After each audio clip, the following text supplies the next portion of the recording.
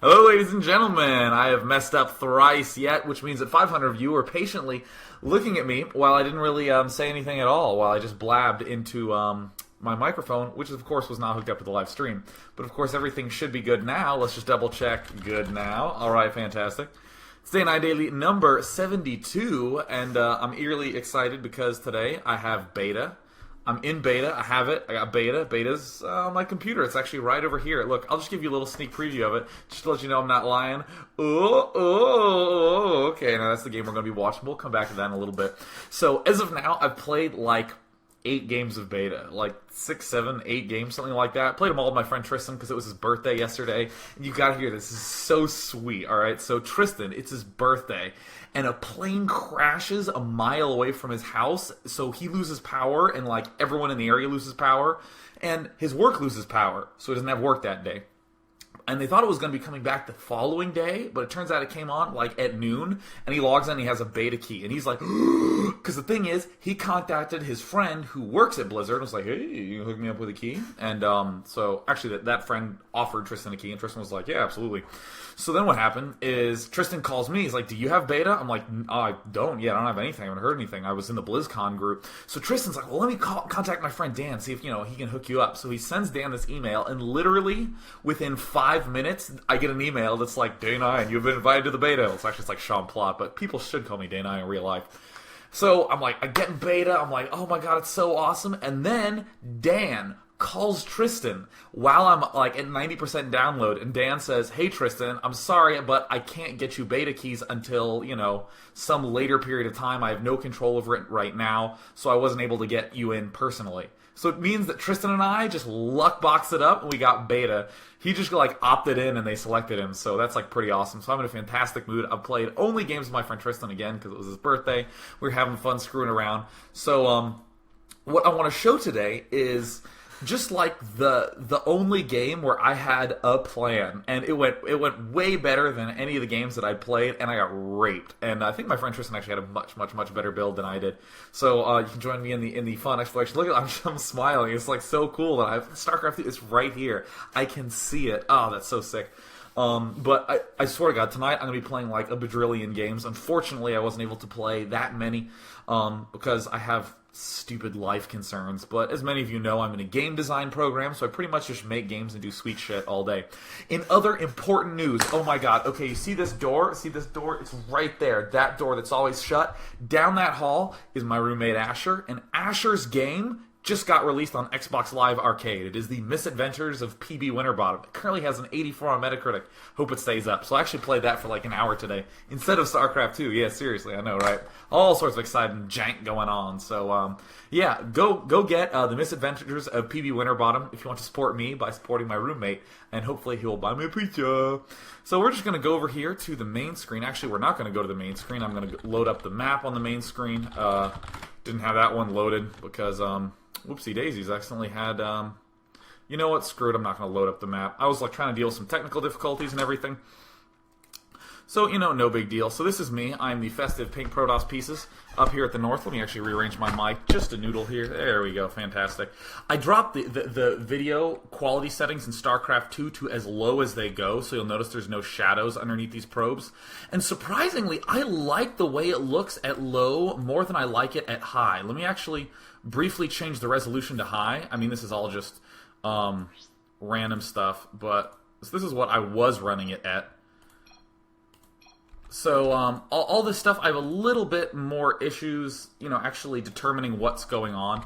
And of course, it's going to lag a little bit more, just because it's an incredibly, high quality rendering environment in a window. So, that's going to be a little bit of an issue. This is my friend Tristan, aka Mantra. I'm going to go ahead and just return it back to low quality, so that way the stream actually runs really smoothly and you can see everything super well. Let me explain my plan beforehand. And then I'll also explain a few other things, like how often I forget this Chrono Boost actually exists. But my goal in this game was that, let me actually pause it right here. And look, this is so cool. In a replay, I can click on this build menu and click on gateways and back around and stuff. So my goal was actually to, this is something that we saw in one of the other battle reports, where I was going to get sentries early on because they cost pretty much exclusively gas, and I was going to use this mainly gas army, let it build up so I could expand early on, and that was it. That was my whole plan.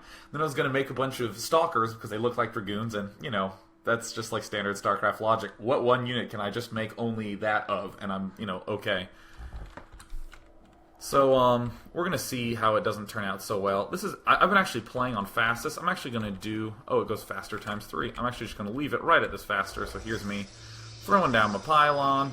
So this is one of the macro mechanics for Protoss. If any of you aren't familiar, it's where you cast this chrono boost directly onto the Nexus, or actually on any building. And as you can read, it says that building will operate 50% faster for 30 seconds. There's a lot of cool ideas that come out of this one. Let's actually, oh yeah, there's the pause. I'm so used to StarCraft 1. And isn't that weird called StarCraft 1? Ugh, funky.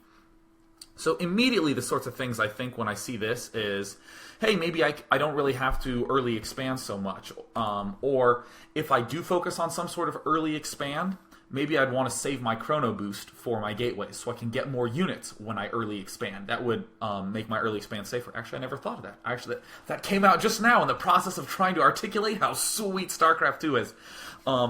But I just want to also state, just pause right now, and let everyone know, I have not built a robotics facility yet.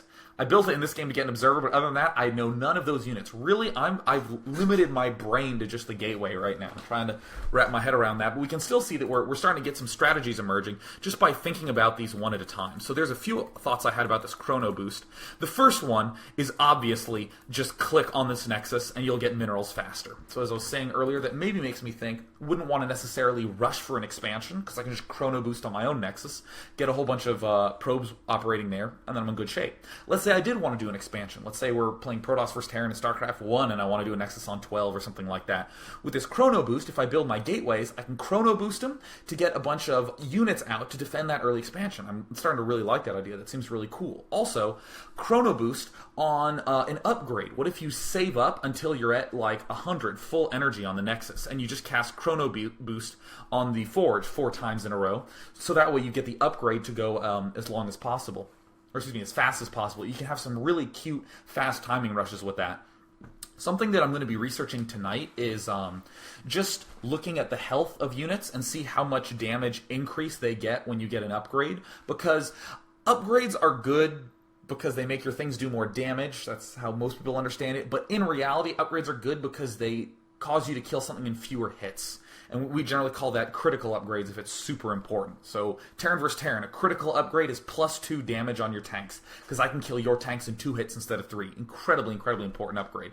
So if I discover some sort of very early, oopsie days, if I discover some sort of super awesome critical upgrade, that revolves around a +1 attack upgrade for Protoss, I'm going to opt to get that. Yeah, see, there's me getting my chrono boost going, oh, wait a minute.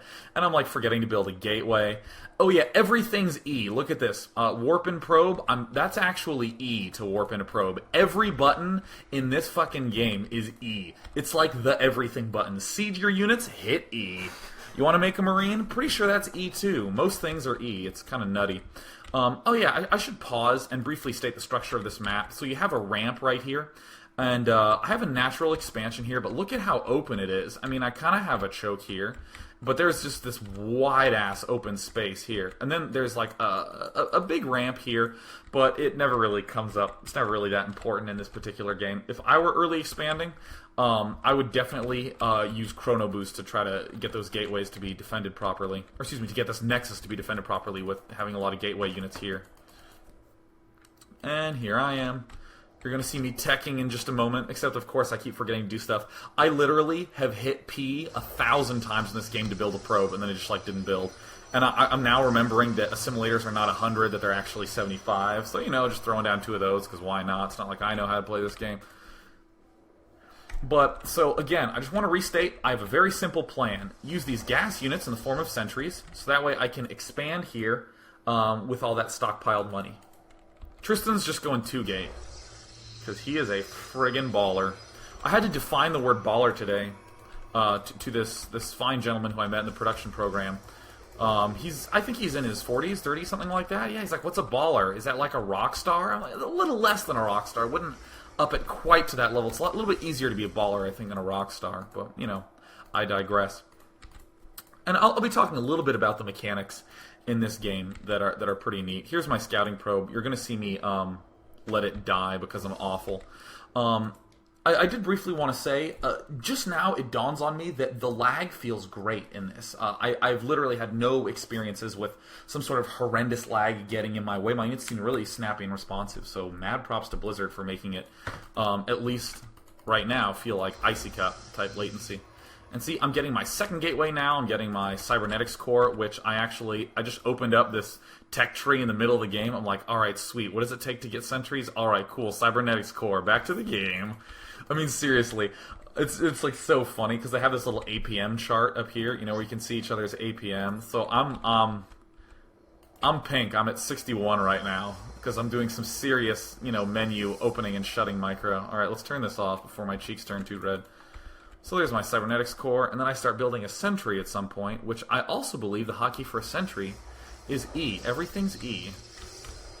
And you can select multiple buildings in this. I'm going to talk a little bit about multiple building selection tomorrow. Oh, because in case any of you didn't know, I am going to be hosting the TeamLiquid.net StarCraft 2 beta podcast. So you'll get to hear my soothing, sultry voice on your iPod once a week. Also by bringing guests and all sorts of people to talk about the jank of StarCraft 2. But of course I want to return to this game.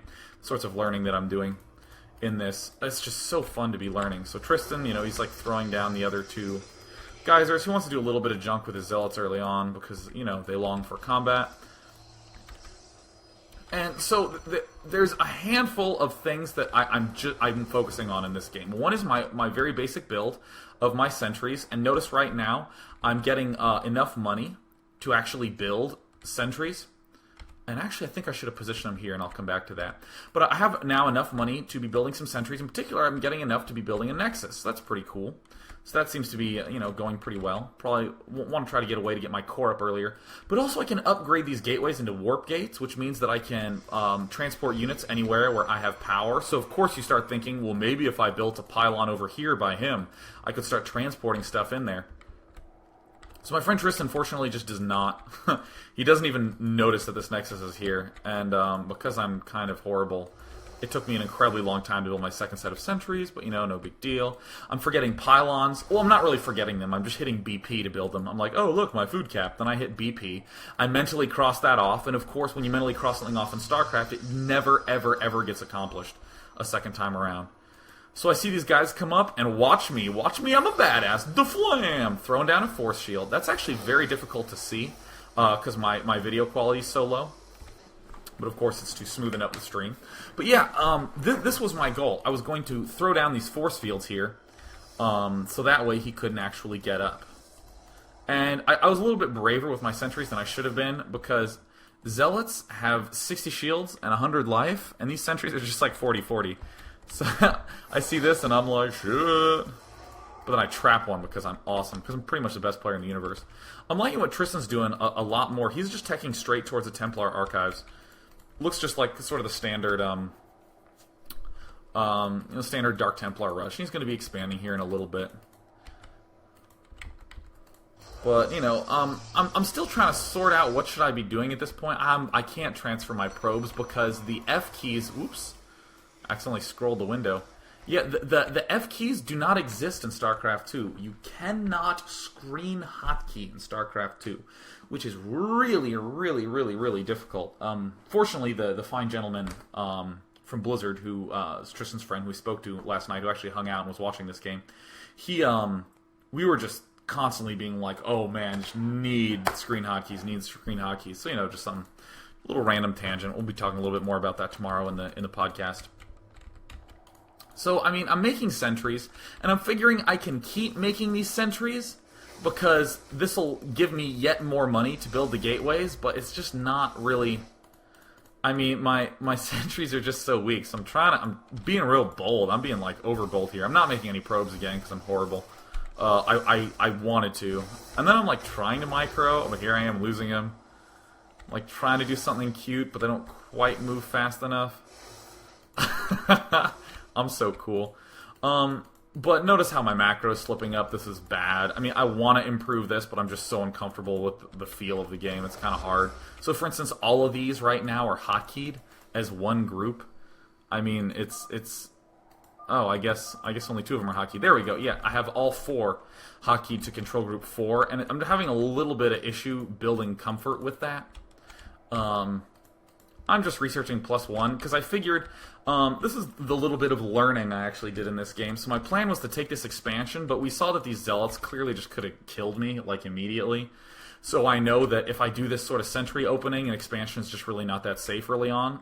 But I still like the idea behind it. So what I would probably do is I would probably get my sentries and get a forge. And, build a cannon up here, and then, maybe build on the low ground. If none of this... Oh, Jesus. Whoopsie daisies. Sorry, ladies and gents. Yeah, my sentries... If this big entrance wasn't here, if none of this existed, I think opening for a really fast expansion would have been great, because I just could have constantly blocked this area. But since I can't do that, if I did want to go sentries, I would have to expand a lot later. So I'm thinking, how would I spend that money I built up with other things? So I'm just thinking of forge, maybe I'd get another gateway, or maybe I would just make 2 zealots, like a normal human being. And I have this for my fancy-smancy warping. So that, you know what? I'm actually going to hold off on mentioning all that stuff because I don't really, because I want to save it for the podcast. And also, I'm building a Twilight Council because I want that blink ability because it's totally profoundly kick-ass. But of course, we're not going to do that unless we forget like 8 pylons in a row. Look at my money getting like way high. I just have such a hard time with my brain here. It's like impossible. Tristan's playing like way better than I am. Look, he's made cannons, he's made defenses. I've made, like, no defense, and in the meanwhile, he's just killing me with Dark Templar. Or, oh no, he ran in here with Zealots, and I trapped him. Yeah, look at these. Got these 4 shields in there, taking them down. These sentries seem like a pretty decent unit to have early on. They're pretty versatile. A little weak. They have 80 shields, 80 life. They're about the same as a Zealot, except they're going to take a little bit more damage because of those shields. Which always take the maximum damage. I, of course, once again, I'm not really going to be doing anything else for the remainder of this game. I'm going to be pretty awful, so I morph these wharf gates, and I keep accidentally transforming them all back into gateways. But, for instance, I can morph down here, or let's see. Oh, no, I freak out because it's a Dark Templar, so I'm like, build a pylon. So I just build one, like, way off in the middle of nowhere. I'm trying to rebuild more pylons here so I can get some cannons up. And I neglected this choke right here. So that's something that I think I would definitely not overlook the second time around, how I would abuse that choke. So a number of things I'd do is I would be a little more watchful of it early game, like, use my sentries to try to do some wall-offs there. Also, as I'm expanding, the expand path that I would take would be to take this, and then grab this one as my third, and then do some sort of wall-off here. Maybe put a pylon, put some cannons here, and then I would just rally right here, or rally down here. And then these cannons will take a few hits and all my other units can just sort of swarm in here and cut them off with the choke. So I like the idea of expanding back towards this direction. Also helps defend me from drops, not that I'd really know, because I haven't really played that much. I don't really know how big of a threat drops are. So he's just going to come in here and just murder me. So I throw a force field to try to be fancy, but it only kind of half works. And then I don't know if I transfer my probes out. I'm like really bad. And this, see, Tristan, look how smart he is. Tristan's just expanding while he just has all my units right here. He still has 3 gateways. I'm going to assume that eventually you're going to need to get more gateways than that. But he's pretty much going to be going Zealot, High Templar, Archon. He's getting his Forge upgrade. We're both trying to make probes, but man, that is a hard habit to break. Yeah, by the way, I'm losing stuff here. I'm not going to pay attention to that. That's not important in my book. What was I going to say? I had something profoundly important. Oh yeah, it's so hard to like break your old habits in StarCraft. I literally ping over to my Nexus like every 5 seconds, ready to box the probe right as it pops out to send it. It is impossible to get my brain not to do that. So it's like a huge struggle situation. What I would say right now, though, is that I'm not concerned about the fact that I have so much trouble with that. So, all these new macro mechanics. I mean, for instance, right now, remember how I told you at the start of the game there was that cool ability where you can speed up the production of buildings, or they just work 50% faster? I have not used that for the last, 8 minutes in this game. I've used, none, 0 at all. I'm just kind of like, oh yeah, I completely forgot about that. Actually, I would not be surprised as we click back into my main. that, yeah, look, 100 energy on the Nexus, 100 energy on the Nexus. Fantastic. Uh-oh. That's not so good. So, really what I'm thinking when I see that sort of build up is, hey, cool, maybe I could have gotten away with not getting another gateway, and instead use this macro mechanic to just speed up the production of my currently existing gateways. Sweet. Or I could have just gotten more probes earlier, just with that macro mechanic, gotten a lot more stuff. There's a lot of things I can think about in this game, but let's just focus on that one. If I use that ability, my play will be better, almost strictly better. So in future games, when I'm playing Protoss, I want to make sure I'm working on that. Great, I have a goal of what I want to practice in StarCraft 2. Oh god, that's so important. That's such an important point that I'm going to come right back here and let you know again. In any strategy game, in particular StarCraft, because it requires so much finesse of your hands, make sure you know what it is you're practicing. Like, I'm playing StarCraft 2, but even this is game 5. And I had a plan of what I was going to do. I have no idea if it's good or not, but I had a plan. I wanted to practice that. I wanted to see how that felt. And now, as I'm watching this game, I'm getting more ideas of what it is I can practice, and I'm going to go practice them. By the way, Tristan and I have been playing random, and we just announced to one another what our races are. I think Tristan just sacks his Dark Templar. Maybe I get it. I literally don't remember ever sending my units over. And finally, I'm like, yeah, I'll get Zealots. Yeah, see, that's the Warp Gate ability, the fact that I can just click them anywhere. And you know, at first I didn't like the Warp Gates so much. I thought it was kind of weird, but I'm enjoying it quite a bit more. A lot of fun hand motion, a lot of speed demanded in this game, which is just fantastic. And Tristan continuing to build stuff. Look at his money. He's keeping his money pretty low. You do grab things in increments of 5 instead of 8, so I would say, you know, be a little stricter with your money demands. Of course, I let myself get up to like 3.5k, 2.5k, because I'm spending all my time reading the damn tech tree in the middle of the game, because I don't know what anything does. And here I am just being like, uh-oh, I need observers. Okay, look, my robotics bay just finished, or robotics facility just finished, because I was like, wait a minute, I never built that? Because I think they changed the hotkey on me, or maybe I'm just awful. Definitely one of those two. And Tristan kindly just sends in a High Templar for me. So obviously this is not looking good for me.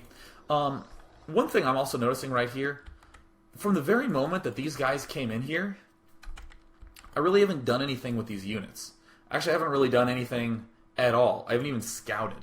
That's always going to happen if you're having any sort of inexperience. You know, that happens in StarCraft 1. You know, I'll do some sort of early expand build with a race that I don't really play very much, on a map that I've never really played, and I'll just be trying to make sure that I'm not screwing up anything right there, that all of a sudden I lose scope of the entire sense of the game. So another thing that I want to think of improving is I want to try to start exploring times to move out with these units. What I might do, though, is not worry too much about that earlier on.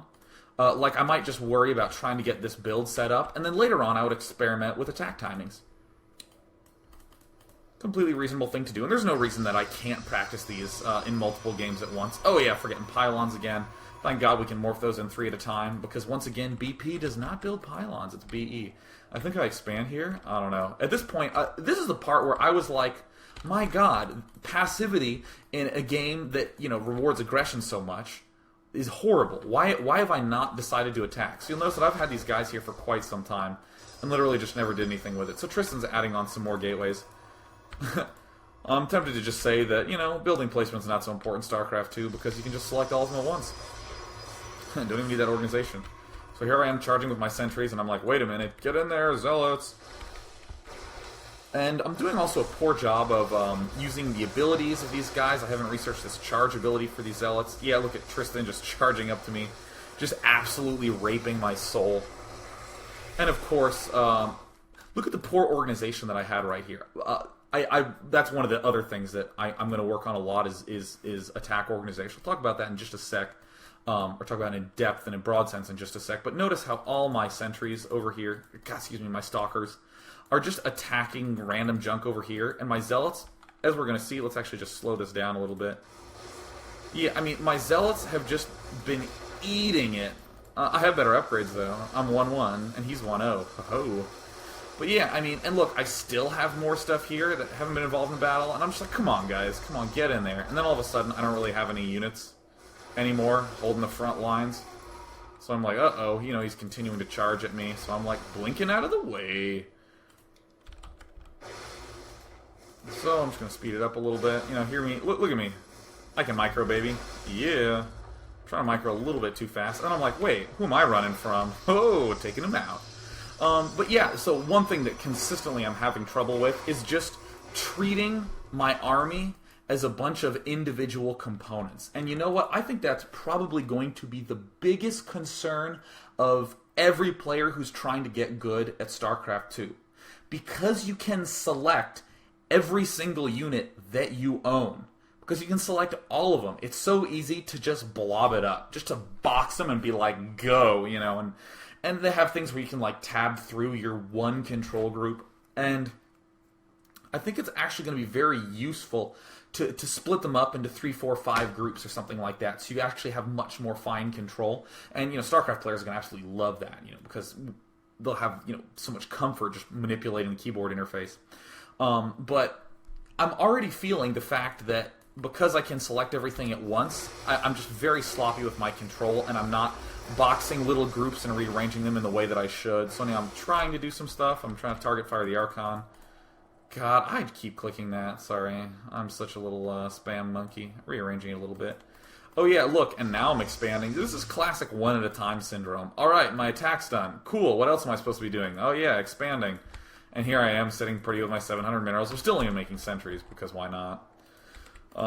You know, I obviously am aware that mass sentry is not my ideal goal in this matchup. Tristan's actually having nice variety here. Look at him going to Zealot Templar with some Archons. Very, very StarCraft 1-esque. Should probably be upgrading. Here, I'll probably click the little button for him. Yeah, why don't you upgrade, man?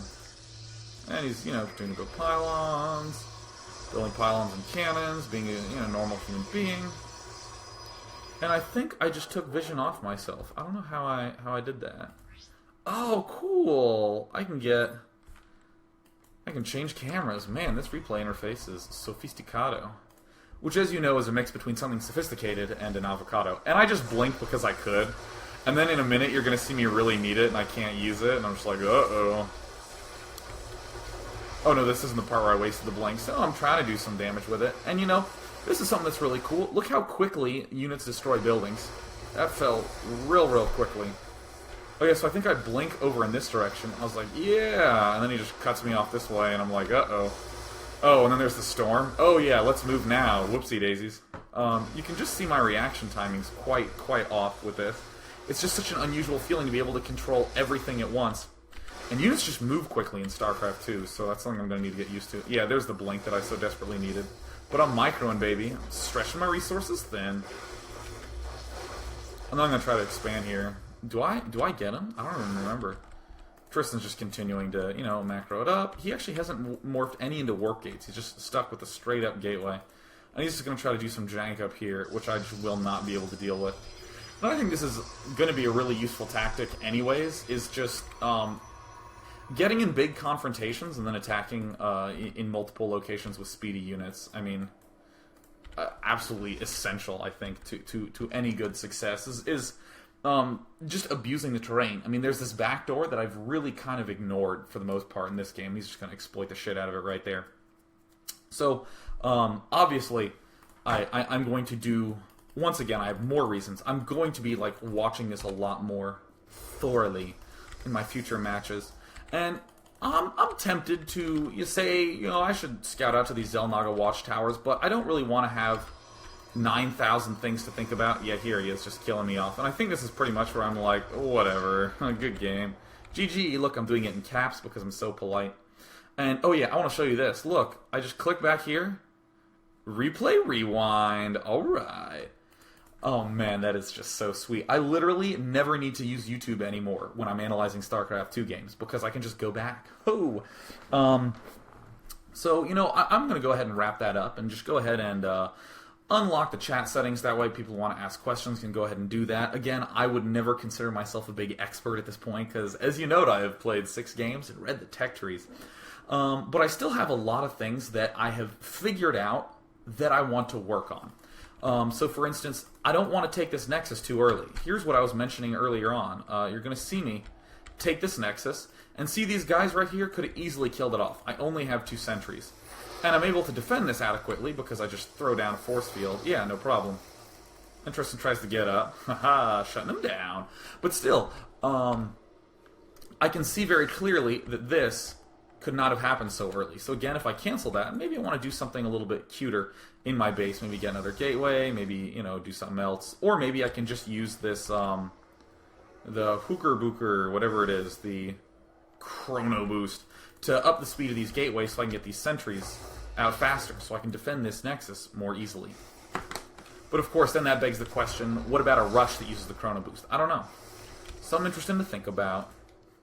But yeah, and I want to not be so passive. Actually, I forgot I can just scroll the bar forward. Yeah, once I hit about this point in the game, I stopped really... Yeah, see, I was trying to move out with some stuff, and then here... Okay, let's watch. It's about at the 11-minute mark. Let's watch how long it takes for me to move out of my base. Let's just focus on this bottom region, excuse me, this top region at the mini-map below. I'm ignoring all this stuff up here. Look how I'm not doing anything. It's already been a full minute, and I haven't done anything. And then that Dark Templar just wandered into my base. Still not doing anything. I'm still not doing anything. Still not doing anything. 2 minutes have passed. I've still not done anything. Man, I just need to be more active in these games. Yeah, still not doing anything. Still not doing anything. Yeah, now I'm finally starting to scout and be like, oh, man. And then I'm just like, oh, my God, he expanded. Attack! Yeah, so it took me about 3 minutes to do that thing. So let's go ahead and just switch over to the main camera. You know, so I just have stuff I want to work on. And I'm going to do a little bit of research on the upgrades and how those work and what some critical upgrades are right now. So let's just go ahead and take a few questions. Where are the chat room settings? Aha, moderator chat. All right, sweet. Question me away. Oh yeah, TFAC says, is there a number of workers that fully saturates your mineral line? What I've noticed is that if one unit is mining at a mineral patch, and then he, as he's mining, how do I say that? It takes like a full return trip worth of time to mine a mineral patch. So if one guy's mining, the one who's returning will hit there right as he finishes, and then this guy's mining, and then he comes back, you know, right in time. So it seems like 2 workers perfectly saturate a mineral patch. But of course, I think there's going to be doing a lot of rearrangements and stuff like that. So I don't know. I'm just going to throw down like 2.5 times number of mineral patches, 2 times number of mineral patches. So these are the sorts of things that I want to think about. But yeah, that is something I've been trying to think about, is, you know, how to perfectly saturate. So let's go ahead and pause the chat because I just got spammed a ton. Let's see. P4P says he thinks they're going to add... Blizzard may have said they were going to add the F keys for the real StarCraft game, but didn't do it for the beta. Sincerely hope they do it for the beta, because honestly, if I have 5 months of practice without them, I'm going to, you know, work it out of my brain. So Joel1031 says, any other really early strats that you're considering trying? A handful. One of them, actually one of the things, the early ones I was trying to work on for Zerg, is figuring out how the hell to get the queen timing to work properly. Because, you know, I just thought, you know, I'm going to get 3 hatches. That's very StarCraft 1-like. I'll just get 3 hatches on my main and my natural. Then I'm going to go ahead and get a queen, but I'm rapidly finding that that's just so much larva. I mean, you just have so much larva. So I think I'm actually going to try to cut back on my hatcheries a little bit and opt to get a few more queens. I'm curious what the advantage of getting more hatcheries is over queens. That's something really interesting to think about, because it would bother me a little bit if the choice was between a hatch and a second hatch or a queen. You should always get the queen. I don't like that so much. So I really would like to figure that timing out quite a bit. Just the relationship between queen and hatch versus 2 hatch and that sort of interworkination. So I want to, once I figure that out, yeah, to answer your question, what's the other early strat I'm figuring out? I want to try to figure out a way to take an early 3rd base as Zerg, because in StarCraft 1, I just expanded so much. Jesus, I expanded like way more than any other Zerg player I knew, especially in Zerg vs. Protoss. And I obviously want to do that in this game. So that's pretty cool. That's pretty cool. The second thing I was thinking of is just an early factory combination for Terran. Just trying to do some sort of early Hellion tank push. Unfortunately, I don't really know what race that would be good against, what sort of matchup that would be good against. And one thing that I want to do to help think of who would factories be good against is that I would go into the tech tree, and I would just look at what has light armor, what has, or I'd look at the damage types of the heli and the damage types of siege tanks, and I would compare that to the sort of early mid-tier mixtures of all the other races and see where damage appears to be getting maximized. Other than that, I really don't have too much thoughts. I pretty much just threw down a thought here and there for each race, and that's about it. I have not actually built any air units. People are asking me about Mutalisks and all that stuff. I literally have not at all played with any air units. And, I'm pretty comfortable with that. What I think that this channel in particular is going to be most useful for is just seeing how I am going through my educational journey, the sorts of things I'm thinking about, the sorts of tools I'm trying to employ in this game. So, Oh, here's a great one. Hello World says, what do you think was the most important factor in the evolution of StarCraft? Okay, this is a great question. I think I'm just going to wrap it up on this because, again, like I said, I've only played 5 games of beta because I'm the busiest man in the world, and I have a meeting at 8 because, again, I'm the busiest man in the world. So this is a fantastic question. What do I think is the most important factor in the evolution of StarCraft? I think people are going to hate me for this answer because it makes me sound like a broken record. I think that macro, really good macro, was the most important factor in the evolution of StarCraft. And I don't mean, keeping your money low, because I always say that's the big key to learning. But the idea that you could win in StarCraft by just having a lot of stuff, that was very weird at the time. I mean, everyone knew that you needed to build units, but there was always an underlying little trick that was going on in there. What are some great examples? For instance, getting lurkers against Terran. People knew that lurkers would rip through Medic Marine. Cool. Let me just get a whole bunch of lurkers. So they get a whole bunch of lurkers, but after a while, or for a long while, people ignored the idea of what do a lot of Zerglings and Hydralisks do against Medic Marine. People thought too much in these counter black and white terms, like, okay, my lurkers are going to counter as Medic Marine, and then my Hydralisks and my Zerglings are going to counter as tanks, and that's the way it's going to work. When really, Hydraling Lurk can just overrun a big Medic Marine army, actually, without even that many lurkers. I mean, the Zerglings and the Hydralisks are those macro units that Zergs learned to utilize very, very, very well over time. And I think Ilavuv was most influential in this regard when he just pretty much would sit on his ass as Terran, build up this incredibly large force, and just go out and attack. And it wasn't this cutesy sort of countering-like force. It was just an all-around balanced force that had a lot of muscle behind it. And one of the things that I want to see happen in StarCraft 2 is that same sort of thing emerge, where people figure out what is the nice meat unit, that you just get a lot of, that's very versatile, that you want in any mixture. And we're going to see them move away from things like, oh my god, look, I can get a bunch of Banshees and kill off his expansions, and I can use siege tanks to defend big ranges, and they get all obsessed with the little tricks and that each unit can do, and overlook what units are good when you just have a lot of them. You know what? It's been about 40 minutes. So I'm going to hopefully have some more replays coming up. Unfortunately, the other ones consist of me largely reading the tech trees for 5 minutes at a time. And it's fun to watch me with 0 APM. But, for a day and ideal, it's going to be coming up on Sunday, and then Monday, and Tuesday, and Wednesday, and Thursday. I'm hopefully going to be watching at least 2 replays per thing, and I'll also be trying to figure out a way to stream my games. I've been trying to figure out ways to get this Procaster software to stream them, but I think I'm just going to have to use the Adobe Flash encoder, so that'll take me a little while to set up. But I'll almost certainly have a schedule set up for when I'm streaming, and of course I will certainly be reviewing my own replays and discussing the sorts of things that I want to be thinking about. And if you don't hear from me until Sunday, you should, because the TeamLiquid.net StarCraft 2 beta podcast is going to be hosted by me and a good old buddy of mine. So, hopefully you listen into that. I'm going to unmute chat, and cheers.